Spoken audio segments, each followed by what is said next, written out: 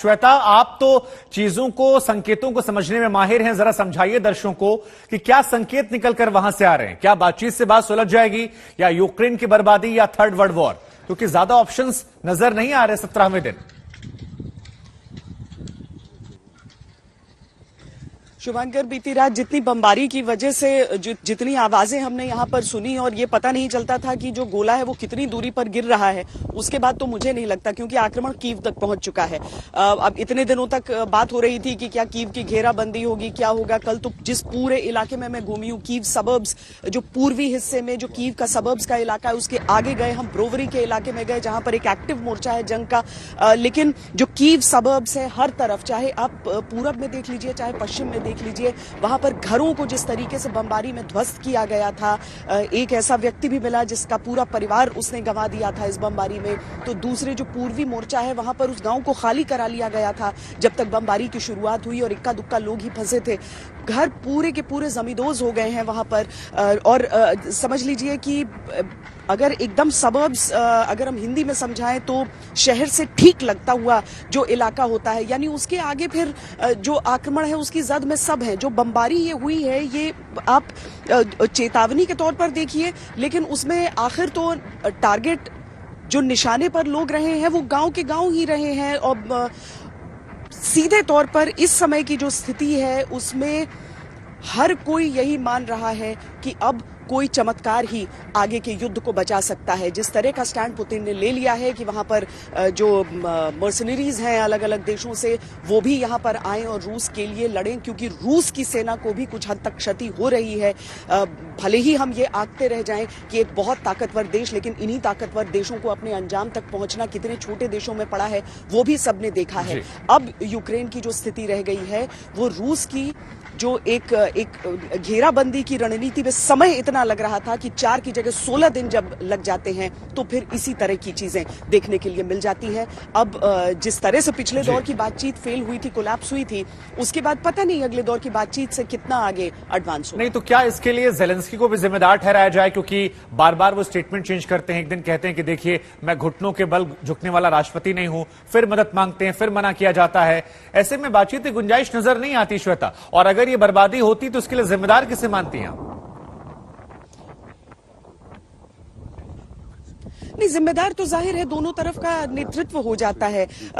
सैन्य ठिकानों पर आक्रमण किया जाएगा ये कहते हुए रूस की सेना जो है वो आगे बढ़ी थी, लेकिन सैन्य ठिकाने तो रह नहीं गए। सैन्य ठिकाने को बर्बाद करने के बाद खार्किव जैसे शहरों को पूरी तरीके से नेस्तनाबूद, मैटरनिटी हॉस्पिटल पर अगर इस तरीके से मिसाइल अटैक हो जाता है उसको क्या कहा जा सकता है।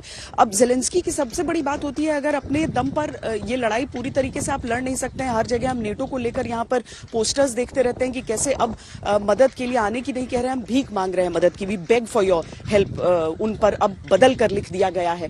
तो सीधे तौर पर बात आ जाती है, जब ऐसा नहीं हो सकता तो फिर आप चुनौती ऐसी देते क्यों है जब आपको मालूम है कि दुश्मन मुहाने पर खड़ा है। लोग इन चीजों को इस हिसाब से भी परख रहे हैं, लेकिन इस समय कमोवेश एक मोटे तौर पर आपको गुस्सा ही लोगों में दिखेगा, क्योंकि उनका घर बार अगर उजड़ता जाता है, वो अगर पीछे हटने पर या अपने परिजनों को खोने पर मजबूर होते हैं, तो यूक्रेन की जनता हमेशा ये देखेगी कि पुतिन गलती पर हैं। ज़ेलेंस्की को लेकर लोगों के मन में, जैसे मैं पिछले कुछ दिनों से कह रही हूं, कई ऐसे लोगों से जो मेरी बातचीत हुई है, जो यहां पर एक तरह से नीति नियंता आप कह सकते हैं उन्हें, उनका ये मानना है कि क्या इस लड़ाई को एक ज़ेलेंस्की के पीछे हटने से रोका जा सकता है, और तब तक आप ये कर सकते हैं कि आप बाद में लोकतांत्रिक तरीके से एक बार फिर आ जाए। वो क्लाइम डाउन एक व्यक्ति के लिए हो सकता है, लेकिन एक देश को बचाने के लिए वो कारगर कदम साबित हो सकता है, क्योंकि कौन चाहता है कि इस तरीके से धुआं धुआं बमबारी चलती रहे। तस्वीरों में ये एक्शन पैक्ड विजुअल्स जरूर दिखते हैं, लेकिन जब लोगों को इनका सामना करना पड़ता है तो जाहिर है हर एक के पास वो सुविधा नहीं होती है कि वो बॉम्ब शेल्टर्स ढूंढ ले, और बॉम्ब शेल्टर में कभी भी एक घर वाली सुविधा तो होती नहीं है। शुभंकर, बिल्कुल सही बात ये श्वेता, और इसी वजह से बार बार ये सवाल हम पूछ रहे हैं, क्योंकि आप को एक विंडो में दिखाने के साथ जो तस्वीरें हम दिखा रहे हैं वो खार्किव की है, बाकी अलग अलग जगहों की है, सूमी की। वहां पर जो तस्वीरें निकल कर आ रही हैं श्वेता, वो बर्बादी को लेकर डराती हैं। बड़े बड़े गड्ढे खुदे हुए हैं। खार्किव का आपने जिक्र किया, शहर तबाह हो गया है। मारियोपोल की बात कर लीजिए, अलग अलग निकोलीव, शहर दर शहर आप नाम लेते जाइए बस।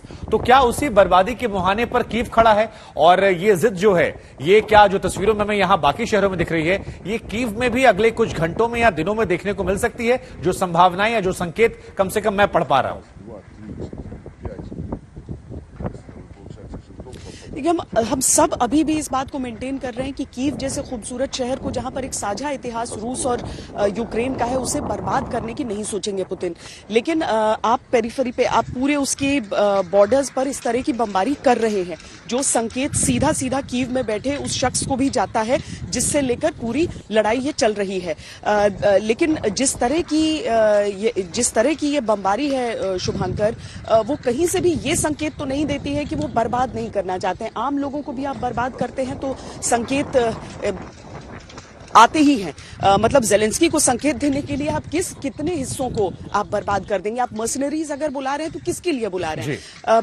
जो रूसी सेना है उसका क्लियर कट प्लान था। उनके कमांडोज भी यहाँ पर पैराड्रॉप हुए थे। बताया गया हमें कि वो भीतर दाखिल हो चुके हैं। यहाँ पर केजीबी के जासूसों को ढूंढने के लिए आप देखिएगा, लंबी लंबी, इतनी ना, लगभग 5-5 किलोमीटर की लंबी गाड़ियों की कतारें लग जाती हैं। बाहर निकालकर लोगों को सर्च किया जाता है।